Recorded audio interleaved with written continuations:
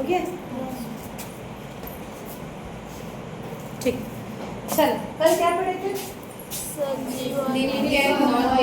आज कितने लोग हैं जो नए आए? ठीक है, ज़्यादा कुछ नहीं छूटा है। हम लोगों ने कल सजीव और निर्जीव वस्तुओं के बीच में क्या समानता होती है और क्या अंतर होता है वो देखते हैं। ठीक है, तो अब हमारा फोकस क्या है भाई? बॉटनी पढ़ना है। धीरे धीरे हम कल पढ़ के लिविंग और नॉन लिविंग, अब नॉन लिविंग को छोड़ दो, हम आते हैं लिविंग की तरफ। जो जीवित है ना ऑर्गेनिज्म है, उनको, जो लिविंग ऑर्गेनिज्म है जीवित, उनको हम फिर से दो भाग में बांट सकते हैं। ठीक है, दो भाग में बांट सकते हैं। किसके आधार पे? सेल के आधार पे, कोशिका, है ना। एक को हम क्या बोलेंगे? प्रोकैरियोट्स, ठीक है, और एक को हम कहेंगे यूकैरियोट्स। तो आज हम इन्हीं के बीच में क्या अंतर है उसको देखेंगे, फिर कल आगे बढ़ेंगे यूकैरियोट्स। ठीक है, तो कोशिका के आधार पे हम सारे जितने भी जीव हैं उनको दो भाग में बांट रहे हैं। एक को हम बोल रहे हैं प्रोकैरियोट, एक को बोल रहे हैं यूकैरियोट। अभी जो वर्ड है इससे कुछ समझ आ रहे हैं कि आपको प्रोकैरियोट बोलने से क्या समझ आएगा? ठीक है, तो कैरियोट शब्द का मतलब क्या है? देखो ये दोनों में जो ये वर्ड लिखा हुआ है कैरियोट, ये एक्चुअल में ग्रीक वर्ड है। इसका मतलब होता है न्यूक्लियस। न्यूक्लियस मतलब केंद्रक, हिंदी में जो बोलेंगे केंद्रक पढ़े हो? Yes, ma'am. है ना। तो दोनों में जो कैरियोट शब्द लिखा है उसका मतलब होता है न्यूक्लियस या केंद्रक। दोनों में क्या लिखे? प्रो। प्रो मतलब होता है प्रिमिटिव। प्रिमिटिव, प्रिमिटिव मतलब हिंदी में बोलेंगे प्राचीन या पुराना। ठीक है, प्रो मतलब प्राचीन या पुराना। और जो यू वर्ड है, यू वर्ड है, ये भी ग्रीक वर्ड है, इसका मतलब होता है ट्रू। ट्रू मतलब सही। ठीक, इस आधार पे बांटा गया। तो जो कोशिका है उसको न्यूक्लियस या केंद्रक के आधार पे दो भाग में बांटे। एक को बोल रहे हैं प्रोकैरियोट, एक को बोल रहे हैं यूकैरियोट। अब इसको प्रो या प्रिमिटिव या प्राचीन इसलिए बोल रहे हैं क्योंकि पुरानी चीजें हैं, बहुत इजी, सरल संरचना, सरल संरचना होती है। अगर हम इसके एग्जाम्पल देखते हैं, प्रोकैरियोट के एग्जाम्पल अगर हम देखते हैं तो सबसे अच्छा एग्जाम्पल हमको दिखता है बैक्टीरिया। ठीक है, हम जिसको बोलेंगे जीवाणु हिंदी में। ठीक, इसके एग्जाम्पल है प्रोकैरियोट के, बैक्टीरिया हो गए। इसके अलावा आपके होते हैं ब्लू ग्रीन एल्गी, नाम सुना? ब्लू ग्रीन एल्गी जिसको साइनोबैक्टीरिया भी कहते हैं, वो इसके एग्जाम्पल है। आर्की बैक्टीरिया होते हैं, आर्की बैक्टीरिया भी बैक्टीरिया की तरह ही होते हैं, वो होते हैं। तो इनमें कुछ उस तरह की चीजें आएंगी जिनको हम प्रोकैरियोट कहेंगे। यूकैरियोट्स के एग्जाम्पल होंगे आपके, सबसे अच्छा एग्जाम्पल है एनिमल्स, जिसमें हम भी आते हैं ह्यूमन और प्लांट्स। ठीक है, तो अब जो बैक्टीरिया है, बैक्टीरिया देखा है किसी ने? जीवाणु कैसे दिखता है? क्या हम अपनी आंखों से देख सकते हैं? नहीं देख सकते हैं। दिख रहा है? जीवाणु कहाँ पाए जाते हैं? हर जगह। अभी आप खोल रहे हो, सांस ले रहे हो, ऐसे कर रहे हो तो बहुत सारा बैक्टीरिया अंदर, हवा में, पानी में, मिट्टी में, जहाँ जहाँ आप सोच सकते हो वहाँ पर बैक्टीरिया पाया जाएगा। इतने छोटे होते हैं, इतने छोटे होते हैं कि हम अपनी नेकेड आई से, अपनी आंखों से उसको नहीं देख सकते। हम उनको सूक्ष्मदर्शी में, माइक्रोस्कोप में इजीली देख सकते हैं। तो ये जो बैक्टीरिया है इसमें एक बहुत कॉमन बैक्टीरिया जिसका नाम है ई कोलाई। नाम सुना? नाम तो सुना ही नहीं, किसने सुना है? बायो में। ई कोलाई क्या करता है? ई कोलाई ये छोटा नाम है ना, इसका एक्चुअल में नाम लंबा है। क्या है? चिड़िया कोलाई, है ना। ये क्या करता है? हमारा दोस्त है कि दुश्मन है? दोस्त है। किसका दोस्त है? क्या करता है दोस्ती के नाते? पाचन। ये हमारे उसमें मिलता है, इसमें छोटी आंत, बड़ी आंत है ना, इंटेस्टाइन में मिलता है ये। अगर ई कोलाई ना हो तो हमारा खाना नहीं बचेगा। ऐसी कोई और बैक्टीरिया का नाम जानते हो जो हमारे लिए अच्छा काम करते हैं? ऐसा बैक्टीरिया, ऐसा जीवाणु जो हमारे लिए फायदेमंद है। लैक्टोबैसिलस क्या काम करता है? हाँ, जो दही में पाया जाता है, दूध से दही जमाने वाला काम। घर में दही कैसे जमाती है मम्मी? पुराना जो दही रहता है उसको थोड़ा सा आप जिसको जामुन बोलते हैं, उसको लेके अगर आप फ्रेश दूध में डाल दोगे और कुछ समय के लिए उसको रख दोगे तो क्या हो जाएगा, वो दूध का भी दही बन जाता है। तो कैसे बनता है ये? क्योंकि उसमें लैक्टोबैसिलस नाम का बैक्टीरिया पाया जाता है जो दूध के प्रोटीन को फाड़ के दही बनाता है ना। और वो प्रोबायोटिक भी है, मतलब वो हमको खाने में अगर आप दही खाते हैं तो उसमें जो बैक्टीरिया है उसी के कारण ही वो आपके दही खाने से क्या करता है, पाचन को भी सही करता है। बोलते हैं ना दही खाना चाहिए, ठीक है। और ऐसे ही बहुत सारे बैक्टीरिया जो हमारे लिए हेल्पफुल है, बहुत सारे बैक्टीरिया जिनसे बहुत सारे जरूरी एंजाइम्स भी बनते हैं, खाने पीने की बहुत सारी चीज़ें भी बनती हैं। और ऐसे बहुत सारे बैक्टीरिया जो हमको बहुत सारी बीमारी भी करते हैं, जैसे ऐसा कोई बैक्टीरिया जो बीमारी करता है, विब्रियो कोलाई। विब्रियो नाम सुना है? नॉर्मल शब्द का एक बैक्टीरिया होता है, नशे का होता है। विब्रियो कोलेरा डिसीज करता है। टीबी कौन सी बैक्टीरिया से होता है? ट्यूबरक्लोसिस। बैक्टीरिया का नाम क्या नाम है? होमवर्क लिखो, जल्दी लिखो। बैक्टीरिया से होने वाले, होमवर्क लिखो, बैक्टीरिया से होने वाले 5 बीमारियों के बारे में लिखना है। बीमारी का नाम और उसके सामने बैक्टीरिया का नाम जिससे वो होगा, ठीक है। कहीं का भी हो सकता है, पानी, मिट्टी, हवा, कोई भी बैक्टीरिया। बैक्टीरिया से होने वाली 5 बीमारियों का नाम बैक्टीरिया के नाम के सहित आपको लिखकर और पढ़कर आना है, कल से होगी, ठीक है। तो ये हमने देखा बैक्टीरिया क्या है, ये प्रोकैरियोट। अब देखो ये बहुत सरल जीव होते हैं। जो ई कोलाई की मैं बात कर रही हूँ, अगर आप उसका स्ट्रक्चर देखोगे तो ई कोलाई लगभग इस तरह का दिखता है, ठीक है, इस शेप का दिखता है ई कोलाई, ठीक। इसमें बहुत सारे ऐसे उनके निकले होते हैं, कुछ डिटेल में पढ़ेंगे बाद में। एक गहरा लंबा सा ऐसे क्या बोलते हैं, फ्लैजिला निकला होता है, कशाभिकाय बोलते हैं इसको। इनका सेल वॉल होता है ऐसे बकायदा, इसके अंदर प्लाज्मा मेम्ब्रेन होता है और इसके अंदर ज़्यादा कुछ नहीं पाया जाता। क्यों हम इसको प्रिमिटिव या पुराना बोल रहे हैं? क्योंकि बहुत सरल संरचना है। इनके अंदर बस पाया जाएगा इस तरह का एक मटेरियल, ठीक है, जिसको हम बोलते हैं डीएनए। नाम सुना है? क्या होता है डीएनए? क्या चीज़ है? Genetic material. क्यों इसको जेनेटिक मटेरियल बोल रहे हैं? हेरिडेटरी मटेरियल या अनुवांशिक पदार्थ उस चीज को बोलते हैं जो एक जनरेशन से दूसरे जनरेशन में पास होता है। जैसे आपके पास जो डीएनए है, सभी के पास डीएनए है, तो ये जो बिना डीएनए के बैठे कोई भी नहीं है ना। डीएनए नहीं रहेगा, यही तो हमको संभालता है भाई, इसी से ही हर इंफॉर्मेशन हमारे पास है। हमको डीएनए मिला है अपने एक मदर से और फादर से, दोनों से मिक्स होकर, है ना। इसलिए हमारे कुछ कैरेक्टर मम्मी पापा के जैसे दिखते हैं। कई बच्चे बिल्कुल सेम टू सेम अपने मम्मी पापा की कॉपी दिखते हैं। किसी का नेचर, किसी का और कुछ क्वालिटी जो होता है वो सेम रहता है। क्यों? क्योंकि वहीं से ही वो पास होके हमारे पास आया, तो वो सिमिलर तो रहेगा, लेकिन पूरा सिमिलर नहीं रहता है। तो थोड़ी कि एज इट इज कॉपी नहीं बनती है ना, क्योंकि यहाँ पर थोड़ा वहाँ पर क्रॉसिंग और लिंकेज भी होता है। आगे का चैप्टर है, उसको बाद में पढ़ेंगे।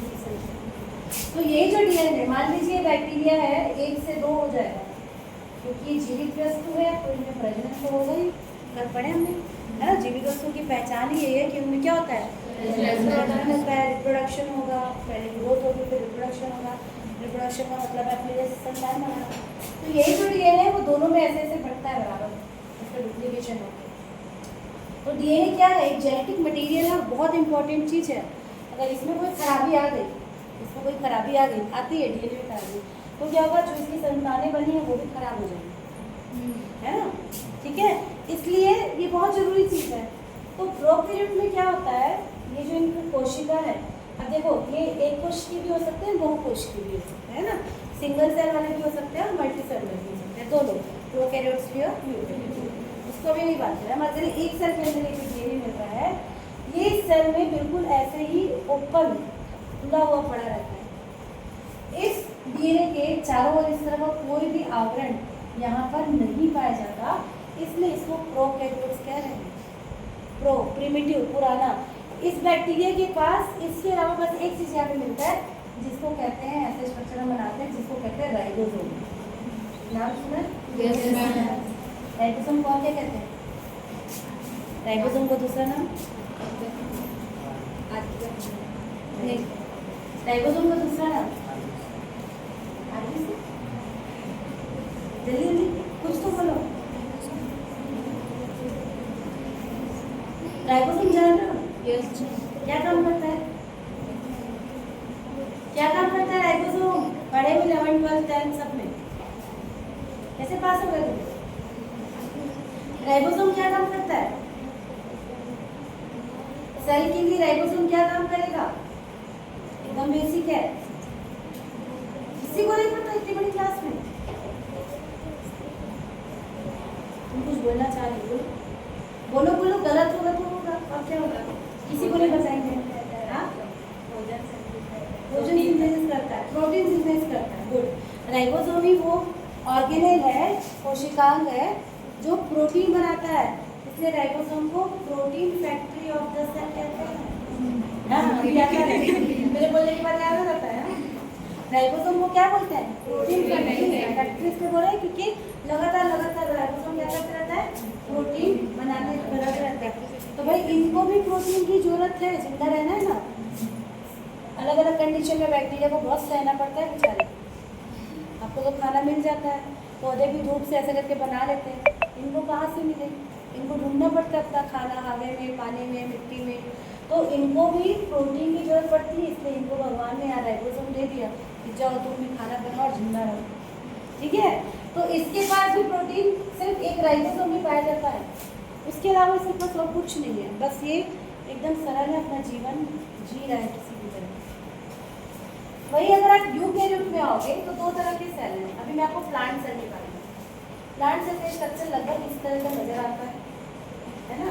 जो साइंटिस्ट थे रॉबर्ट हुक, उन्होंने इसको ऑर्क सेल में देखा था और बताया था मधुमक्खी के छत्ते के तरह ये नजर आता है, तो ऐसा दिखता है हमारा प्लांट सेल। ठीक है, इस प्लांट सेल में भी डीएनए मिलेगा कि नहीं मिलेगा? ठीक है, इस प्लांट सेल में भी डीएनए ऐसे बिल्कुल ऐसे टाइप का रहता है, पर इस डीएनए के चारों ओर इस तरह से कवरिंग होती है, ऐसे। इसको ऐसे ही नहीं छोड़ देंगे आप, इसके चारों ओर कवरिंग होती है और ये पूरे स्ट्रक्चर को हम बोलेंगे न्यूक्लियस, केंद्रक। क्या बोलेंगे? केंद्रक।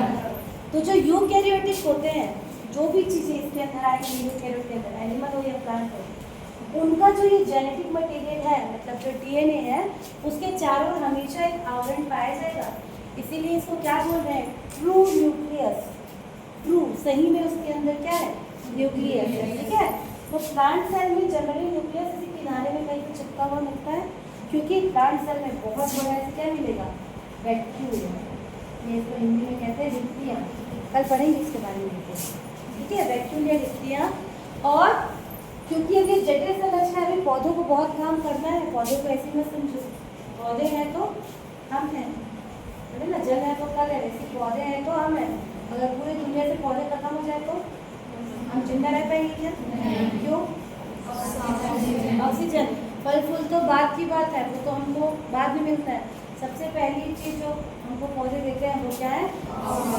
पूरे इन्वायरमेंट का कार्बन डाइऑक्साइड अपने पास लेते हैं, अपनी पूरी क्रिया करते हैं और हमको क्या देते हैं? ऑक्सीजन। तो पौधों के बिना तो जीवन संभव ही नहीं है, तो ये बहुत काम करते हैं। तो ये क्या है? जटिल संरचना है, जटिल। ठीक है, तो प्रोकैरियोट सिंपल संरचना होते हैं, सरल।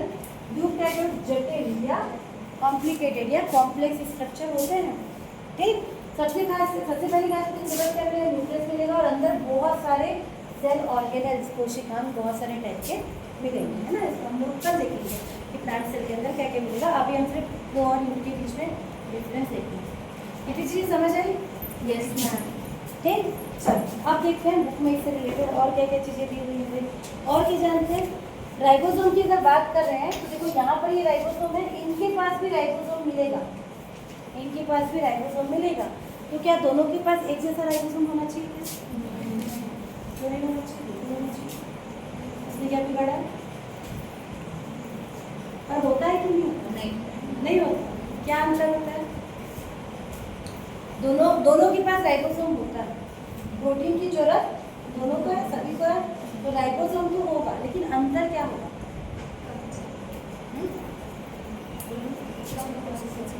कम और ज्यादा। कम और ज्यादा ऐसा होता है कि सेल कहाँ पर है, कोशिका, जैसे आप अपने शरीर में देखो कितने सारे टाइप की कोशिका है, कुछ त्वचा में है, कुछ हार्ट में है, कुछ नर्व सिस्टम की है, सबके अलग अलग काम है। जिस कोशिका का जिस हिसाब से काम होता है उसी टाइप की उसके पास चीज़ें होती हैं। जैसे ऐसी कोई कोशिका होगी जिसको ज़्यादा प्रोटीन बनाना है, उसके पास राइबोसोम ज़्यादा होगा, जिनको कम बनाना है उनके पास राइबोसोम कम होगा। लेकिन कौन से टाइप का रहेगा वो फिक्स रहता है। जितने भी प्रोकैरियोट्स हैं इनके पास जो राइबोसोम पाया जाता है ये 70S टाइप का पाया जाता है। आपने पढ़ा होगा पहले, एज पर सेडिमेंटेशन कोएफिशिएंट बोलते हैं। यूकैरियोट में जो राइबोसोम मिलेगा ये 80S का होता है। ये भी एक मेन डिफरेंस है। प्रो और यू के बीच में आपको डिफरेंस पूछेगा, ये पिछले बार के एग्जाम में पूछा था, यूनिट टेस्ट में भी पूछते हैं कि प्रोकैरियोट और यूकैरियोट से आप क्या समझते हैं, दोनों के बीच में अंतर बताइए या दोनों के बीच में समानता बताइए, दोनों। ठीक है, तो इसमें ट्रू न्यूक्लियस नहीं पाया जाता, यहाँ पर पाया जाता है। ये सरल संरचना है, ये जटिल संरचना है। इसमें राइबोसोम 70S टाइप का पाया जाता है, इसमें राइबोसोम 80S टाइप का पाया जाता है। इतना तो देख लिया हमने। इसके अलावा क्या हो सकता है बताओ? देखो बुक में क्या कहते हैं, प्रोकैरियोटिक सेल जो होते हैं, प्रिमिटिव सेल, ये प्रारंभिक प्रकार की कोशिकाएं होती है जिनके केंद्रक के चारों ओर नाभिकीय झिल्ली नहीं पाई जाती। प्रो की बात कर रहे हैं ना, कैसे पहुंचे? ठीक है। उसके अलावा देखो ये जो न्यूक्लियस है, प्लांट सेल या एनिमल सेल में जो न्यूक्लियस है ना, बीच में इसमें से पोर रहता है, ठीक है, डबल मेम्ब्रेन स्ट्रक्चर रहता है न्यूक्लियस इस तरह का ऐसा। इसके अंदर जो डीएनए है वो ऐसा भरा रहता है ना, बहुत लंबा होता है प्लांट और एनिमल सेल का डीएनए, है ना, इतना लंबा कि पृथ्वी को भी पूरा ऐसे लपेट सकते हैं उसमें। और भगवान भी कोई इतना अच्छा इंजीनियर है, उसको बिल्कुल एकदम कॉम्प्लेक्स करके, है ना, एकदम ऐसे करके यहाँ पर घुसा दिया है। हमको सेल नहीं दिखता, न्यूक्लियस दिखेगा क्या? नहीं दिखेगा ना। उसके अंदर ये पूरे डीएनए को घुसाया हुआ है। अब डीएनए को अगर किसी के अंदर इतने अच्छे से घुसाना है तो यहाँ पर एक प्रोटीन से इसको बांधा रहता है जिसको बोलते हैं हिस्टोन प्रोटीन। ये भी पढ़ा होगा, है ना, ये भी कई टाइप के होते हैं। तो हिस्टोन प्रोटीन के साथ डीएनए को ऐसे बिल्कुल लपेट के इस न्यूक्लियस के अंदर क्या किया जाता है, भरा जाता है। ठीक, इनका उतना बड़ा डीएनए नहीं होता, ज़्यादा बड़ा डीएनए नहीं होता, तो यहाँ पर कोई भी टाइप का प्रोटीन नहीं पाया जाता। ये भी डिफरेंस है ना। यूकैरियोट्स में हिस्टोन और बहुत सारे अलग टाइप के प्रोटीन्स भी पाए जाते हैं। प्रोकैरियोट्स में इस तरह का कोई भी प्रोटीन नहीं पाया जाता। ठीक है, इसके अलावा इस न्यूक्लियस के अंदर एक और छोटा सा जगह मिलेगा जिसको कहते हैं न्यूक्लियोलस। हिंदी में इसको कहते हैं केंद्रिका, इसको कहेंगे केंद्रक, और इसके अंदर जो छोटी सी जगह होती है इसको कहते हैं केंद्रिका। इंग्लिश में कहेंगे न्यूक्लियस और न्यूक्लियोलस। ठीक है, तो ये न्यूक्लियस प्रो में मिलेगा कि यू में मिलेगा? प्रो में मिलेगा कि यू में मिलेगा? यू में। भाई प्रो में तो न्यूक्लियस ही नहीं है, कहाँ से न्यूक्लियोलस हो जाएगा, है ना। यूकैरियोट में न्यूक्लियस भी मिलेगा और न्यूक्लियस केंद्रक भी मिलेगा और केंद्रिका भी मिलेगा। ठीक है, इसके अलावा जो प्रोकैरियोट्स हैं इनमें महत्वपूर्ण कोशिकाएं जैसे mitochondria, chloroplast, Golgi body, lysosome, ये सब नहीं पाए जाते। कुछ नहीं मिलेगा इसके अंदर, सिर्फ राइबोसोम मिलेगा और डीएनए या आरएनए ये मिलेगा। ठीक है, राइबोसोम कौन से टाइप का होगा? 70S, इसको क्या बोलते हैं? 70S टाइप का राइबोसोम। हिस्टोन प्रोटीन मिलेगा या नहीं? नहीं मिलेगा। ठीक है, न्यूक्लियोलस से केंद्रिका भी नहीं मिलेगी, सेंट्रोसोम में भी नहीं मिलेगा। अब देखो, इनको भी जिंदा रहना है, इनको भी जिंदा रहना है। हम जिंदा रहने के लिए क्या करते हैं? सांस ले ना, भैया जो सांस रोक के बैठे हैं नहीं रोक सकते ना ज़्यादा देर। भाई हमको श्वसन करना बहुत जरूरी है, उसके बिना हम जी नहीं सकते। तो रेस्पिरेशन हम भी करते हैं, पौधे भी करते हैं और बैक्टीरिया भी करते हैं, सबको जरूरी है। ठीक, हमारे पास ये जो सेल है, प्लांट सेल, एनिमल सेल, ऐसा शेप में मिलेगा। हमारे पास एक ऑर्गेनेल होता है जिसको हम कहते हैं माइटोकॉन्ड्रिया, माइटोकॉन्ड्रिया कहते हैं, ठीक है। माइटोकॉन्ड्रिया का दूसरा नाम क्या है?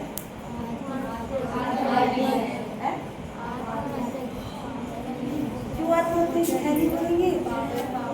Power house of the cell, आत्महत्या की थैली बोलते हैं लाइसोसोम। क्यों बोलते हैं? बेचारा पूरा मान जाएगा, उसको बदनाम कर दी। माइटोकॉन्ड्रिया बोलेगा मैं कब से ये करने लगी। पावर हाउस है वो। क्यों पावर हाउस है? वहीं से एनर्जी मिल रही है, यहीं पर बनता है। हमारी एटीपी होती है, एटीपी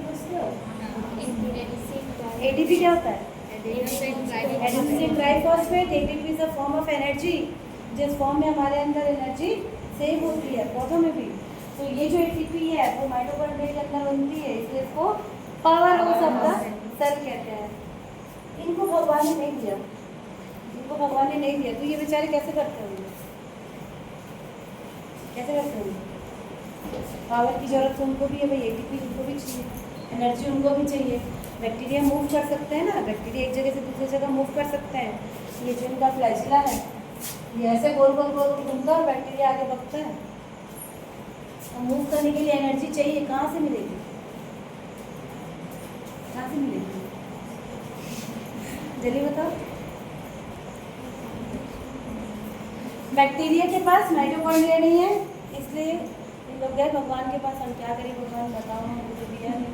तो भगवान ने बोला कि ये जो तुम्हारा प्लाज्मा मेम्ब्रेन है, प्लाज्मा झिल्ली है, इसमें उन्होंने ऐसे थोड़े थोड़े इनफोल्डिंग्स बनाए। इनफोल्डिंग्स मतलब अंदर की तरफ फोल्डिंग, ऐसे ऐसे, ठीक है।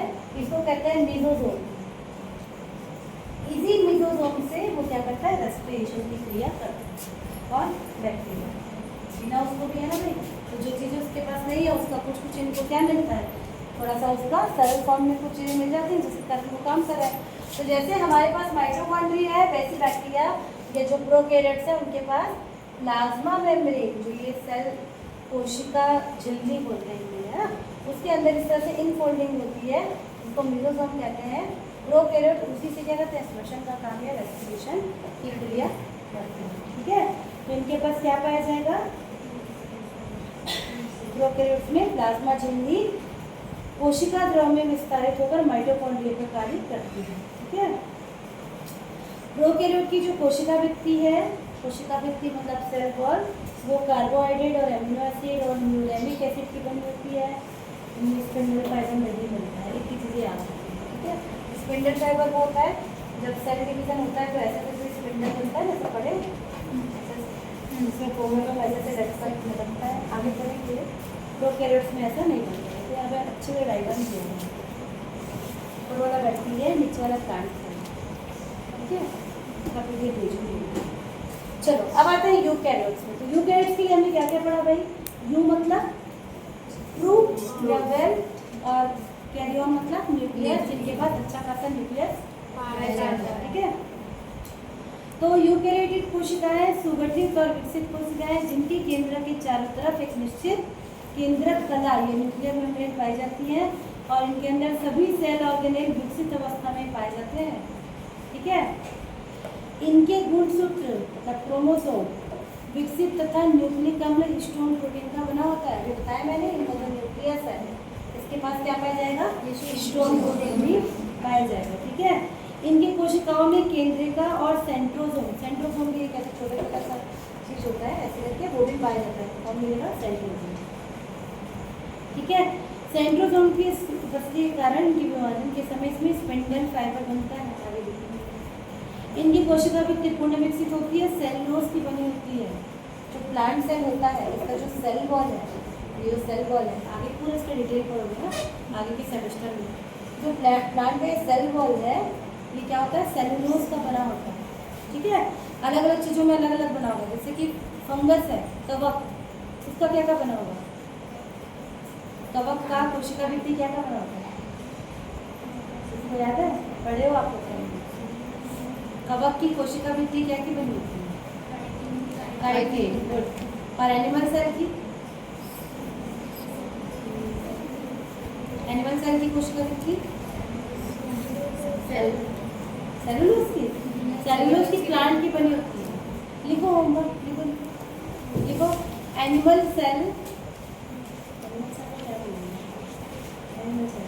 एनिमल सेल की कोशिका भित्ति क्या की बनी होती है, ढूंढ के आना है आपको, ठीक है।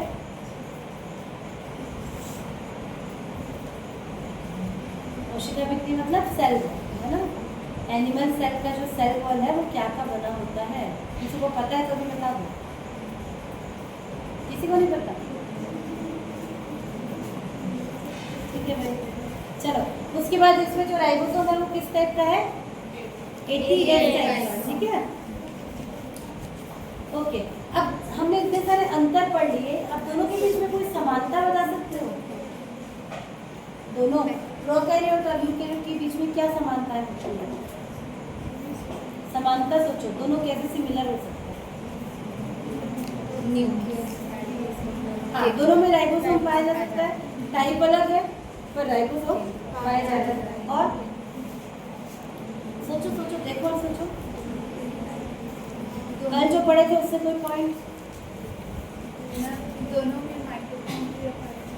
हाँ, प्रोकैरियोट में कहाँ माइटोकॉन्ड्रिया है, प्रोकैरियोट में माइटोकॉन्ड्रिया नहीं होता, वो माइटोकॉन्ड्रिया का काम करने के लिए मेसोसोम है ना। हाँ बोलो, सेल मेम्ब्रेन मिलता है, ठीक है, दोनों में सेल मेम्ब्रेन मिलेगा, दोनों में सेल वॉल मिलेगा, कोशिका भित्ति मिलेगी, और दोनों में जेनेटिक मटेरियल DNA या RNA मिलेगा, और दोनों में बोलो बोलो, दोनों में श्वसन होगा, ठीक है। और इसके भी टाइप्स होते हैं ना, सभी बैक्टीरिया श्वसन नहीं करते, कुछ बैक्टीरिया ऐसे भी होते हैं जिनको हवा नहीं चाहिए जीने के लिए, दूसरी चीज चाहिए जैसे सल्फर या और कोई केमिकल, ठीक है, पर श्वसन करते हैं जिनको चाहिए।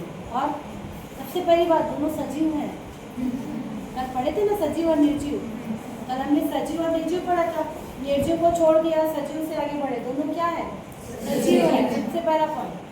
दोनों जिंदा है, तो जिंदा है तो प्रजनन कर सकते हैं, दोनों प्रजनन करेंगे, बैक्टीरिया भी अपनी संतानें बनाएगी। जो ई कोलाई बैक्टीरिया है हर 20 मिनट में डबल हो जाता है, सोचो कितनी जल्दी ग्रो करता है, हर 20 मिनट में। अगर आपने एक टेस्ट ट्यूब लिया, बर्फ में लिया, उसमें एक बैक्टीरिया डाला, 20 मिनट बाद तो 2 हो जाएंगे, उसके 20 मिनट बाद 3 हो जाएंगे, 4 हो जाएंगे, उसके 20 मिनट बाद 6 होंगे, 8 हो जाएंगे। प्रोग्रेशन वाला वो जो करता है ना, उनकी पावर में बढ़ते हैं, तो वैसे से बढ़ते जाएगा। तो प्रजनन करेंगे, अगर दोनों सजीव हैं तो दोनों विकास भी करेंगे और प्रजनन भी करेंगे। और क्या सिमिलरिटी हो सकती है, दोनों की एक निश्चित कोशिकीय संरचना होती है, दोनों सजीव होते हैं, ठीक है, दोनों की चारों ओर कोशिका भित्ति पाई जाती है, दोनों में राइबोसोम पाए जाते हैं, दोनों में आनुवांशिक पदार्थ DNA या RNA पाया जाता है, दोनों में श्वसन की प्रक्रियाओं की, दोनों में प्रजनन की प्रक्रियाओं की, दोनों में जीव द्रव्य पाया जाएगा। जीव द्रव्य क्या है, साइटोप्लाज्म, इसके अंदर ये जो आपका सेल मेम्ब्रेन बना ना, इसके अंदर ये ऐसे पूरा भरा रहता है जिसको साइटोप्लाज्म या जीव द्रव्य बोलते हैं। यहाँ पर ये पूरा एक क्या होगा, एक लिक्विड टाइप की चीज बनी होगी जिसको हम क्या बोलेंगे, जीव द्रव्य या साइटोप्लाज्म, ठीक है। तो ये दोनों में पाया जाएगा। इसके अलावा दोनों का एक निश्चित जीवन चक्र होगा, और पढ़े थे ना, जो भी चीजें सजीव हैं उनका क्या होगा, एक निश्चित जीवन चक्र होगा। तो इन दोनों का देखो, कल अगर आपने ध्यान से पढ़ा है तो दोनों के बीच आप 10 सिमिलरिटी ऐसे ही बता सकते हैं, बाकी डिफरेंस तो बहुत सारे हैं, ठीक है। अब डिफरेंस क्या क्या दिए, देखिए, कोशिका भित्ति, प्रोकैरियोटिक सेल में जो कोशिका भित्ति उपस्थित होती है, हमने इसको सिमिलरिटी में पढ़ा, दोनों की भी समानता है कि दोनों में कोशिका भित्ति मिलेगी, लेकिन असमानता भी है। कैसे, प्रोकैरियोट में जो कोशिका भित्ति है ये एमिनो एसिड और न्यूरेमिक एसिड की बनी होती है, इसकी जो सेल वॉल है बैक्टीरिया, ये किसकी बनी होगी, न्यूरेमिक एसिड, न्यूरेमिक एसिड, है ना। इसके अलावा बहुत सारी चीज़ें, भाई इसका डिटेल पढ़ेंगे तो देखिएगा 5 से 6 चीज़ों से बना रहता है इसका सेल वॉल, ठीक है। एमिनो एसिड और न्यूरेमिक एसिड जैसी चीज़ों से बन के रहता है। अगर आप इसका सेल वॉल देखेंगे तो ये क्या का बना होगा, सेलुलोज, हेमीसेलुलोज, अगर फंगस का बोलेंगे तो काइटिन, ठीक है। तो सेल वॉल दोनों के पास है, लेकिन दोनों का जो जिस चीज़ से वो बना है वो चीज़ें क्या है, अलग। ये सिंपल चीज़ों से बना है, ये थोड़ी सी कॉम्प्लेक्स, जैसे आपका सेलुलोज है वो कॉम्प्लेक्स चीज़ है, उसका सिंगल यूनिट क्या होगा, ग्लूकोज, समझते हैं, मोनोमर और पॉलीमर। ग्लूकोज क्या है, मोनोमर, सिंगल यूनिट फॉर्मूला क्या होता है ग्लूकोज का? C6H12O6। बहुत सारे ग्लूकोज के मॉलिक्यूल आपस में जब जुड़ जाते हैं तो हम उसी को पॉलीमर कहते हैं, उसी से बनता है आपका सेलुलोज। ठीक है, तो ये अलग चीज़ों से बना है, इसका सेल वॉल और इसका सेल वॉल अलग चीज़ों से। उसके बाद माइटोकॉन्ड्रिया इसमें अनुपस्थित, इसमें उपस्थित। उसके बाद एंडोप्लाज्मिक रेटिकुलम क्या होता है? जो इनमें न्यूक्लियस होता है ना, प्लांट सेल में ऐसा न्यूक्लियस होता है, उसके बाहर एक ऐसा मेम्ब्रेन टाइप का स्ट्रक्चर बना होता है, इसको कहते हैं एंडोप्लाज्मिक रेटिकुलम। बहुत सारे काम होते हैं, तो ये एंडोप्लाज्मिक रेटिकुलम इसमें पाया जाएगा, प्रोकैरियोट्स में नहीं पाया जाएगा। वैसी गोल्जी बॉडी इनमें इस तरह का एक ऐसा एक वो मिलता है, इसको गोल्जी बॉडी कहते हैं। यूकेरियोट्स में पाया जाएगा, प्रोकैरियोट्स में नहीं पाया जाएगा। लाइसोसोम जिसको आपने क्या बोला? सुसाइडल बैग ऑफ सेल बोलते हैं, आत्महत्या की थैली क्यों बोलते हैं?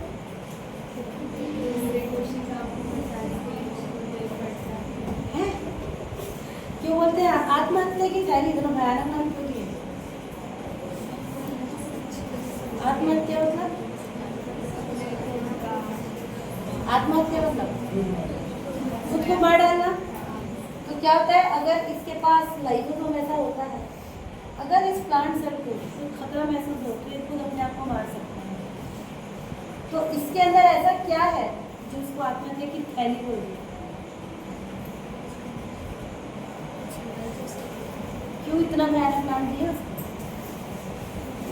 होमवर्क लिखो, चलो लिखो लिखो। लाइसोसोम को आत्महत्या की थैली क्यों कहते हैं? चलो लिखो, अरे पूछूंगी और ये सब ढूंढना मिल जाएगा, बुक पर ढूंढना, यूट्यूब पर ढूंढना मिल जाएगा। लिखो, लाइसोसोम को आत्महत्या की थैली या सुसाइडल बैग ऑफ सेल क्यों कहते हैं? ठीक है, अब ये प्रोकैरियोट्स में नहीं पाया जाता, यूकेरियोट्स में पाया जाता है। ठीक, उसके बाद बताओ नाभिकीय झिल्ली किसमें मिलेगा, किसमें नहीं मिलेगा? नाभिकीय झिल्ली न्यूक्लियर का एनवेलप मतलब आउटर मेम्ब्रेन, ये यूकेरियोट्स में मिलेगा और प्रोकैरियोट्स में नहीं मिलेगा। उसी के आधार पे हम इनको अलग अलग बांटे हुए हैं। ठीक है, फिर डीएनए दोनों में मिलेगा, लेकिन इनमें जो डीएनए मिलता है, इनमें जो ये डीएनए बनाया था ना हमने, ये मिलता है, ये कैसा होता है? Double standard. ये जो दिख रहा है ना, एक स्टैंड ये हुआ, दूसरा स्टैंड ये हुआ, डबल स्टैंडर्ड पर सर्कुलर गोल गोल गोल। इनमें जो डीएनए मिलेगा डबल स्टैंडर्ड और लंबा और सर्कुलर, दोनों के डीएनए में यही डिफरेंस है। ठीक है, प्रोकैरियोट में डबल स्टैंडर्ड मतलब द्विकुंडलित वलयाकार सर्कुलर डीएनए पाया जाता है, जिसमें हिस्टोन प्रोटीन नहीं पाएगा। और यूकेरियोट में हिस्टोन प्रोटीन के साथ क्या होगा? लंबा डीएनए आपको मिलेगा, सर्कुलर नहीं मिलेगा। ठीक है, श्वसन दोनों में होगा, लेकिन प्रोकैरियोट्स में कहाँ पर होगा? प्लाज्मा मेम्ब्रेन की इनफोल्डिंग, जिसको मेसोसोम कहते हैं, वहाँ। यूकेरियोट्स में माइटोकॉन्ड्रिया कहते हैं। ठीक है, कोशिका विभाजन कैसे होगा? दो टाइप का होता है सेल, माइटोसिस और मियोसिस। माइटोसिस को हिंदी में क्या बोलते हैं? समसूत्र, और मियोसिस को अर्धसूत्री। इनमें कैसा मिलेगा? समसूत्री। माइटोटिक डिवीजन, इनमें मियोसिस और माइटोटिक दोनों आ जाए 5 में, इनमें दोनों समसूत्री और अर्धसूत्री दोनों मिलेगा, इसमें सिर्फ समसूत्री। ठीक है, ठीक। लैंगिक प्रजनन, सेक्सुअल रिप्रोडक्शन इनमें पाया जाएगा, इनमें नहीं पाया जाएगा। इनमें रिप्रोडक्शन एकदम सिंपल होता है। कायिक प्रजनन, वेजिटेटिव रिप्रोडक्शन बोलते हैं, वेजिटेटिव मिलेगा, एसेक्सुअल मिलेगा, पर सेक्सुअल रिप्रोडक्शन इनमें नहीं मिलेगा। मिलता है अलग तरीके से, अभी के लिए आप नहीं बोल सकते हो। इनमें तीनों टाइप का देखने को मिलेगा। जो निम्न वाले यूकेरियोट होते हैं उनमें वेजिटेटिव मतलब कायिक प्रजनन, सेक्सुअल, ये सेक्सुअल सब मिलेगा, लेकिन जो हायर ऑर्गेनिज्म है उनमें सिर्फ सेक्सुअल रिप्रोडक्शन देखने को मिलता है। ठीक है, सेंट्रियोल इनमें नहीं मिलेगा, इनमें मिलेगा। ठीक, तो आपको ये एग्जाम में पूछ सकता है, 2 नंबर के क्वेश्चन में पूछ सकता है, 4 नंबर के क्वेश्चन में पूछ सकता है कि प्रोकैरियोट और यूकैरियोट के बीच में समानता बताइए, या प्रोकैरियोट और यूकैरियोट के बीच में अंतर बताइए। दोनों आपको बता रहा होगा, कभी पूछेगा सारे पॉइंट्स लिखोगे। एग्जाम्पल में इसमें आप प्रोकैरियोट्स में बैक्टीरिया का डायग्राम बनाओगे और यूकैरियोट्स में आप प्लांट या एनिमल किसी का भी बना सकते हो, क्योंकि हम इसको बॉटनी के अंदर पढ़ रहे हैं इसलिए आपको प्लांट का डायग्राम ज़्यादा अच्छे से बनाना चाहिए। क्लियर है यहाँ पे? ठीक है, अब कल की क्लास में हम यहाँ से आगे बढ़ेंगे। अब प्रोकैरियोट को छोड़ दो, हमको यूकैरियोट में पढ़ना है कि यूकैरियोट के अंदर कितने टाइप के सेल आएंगे। ठीक, यस।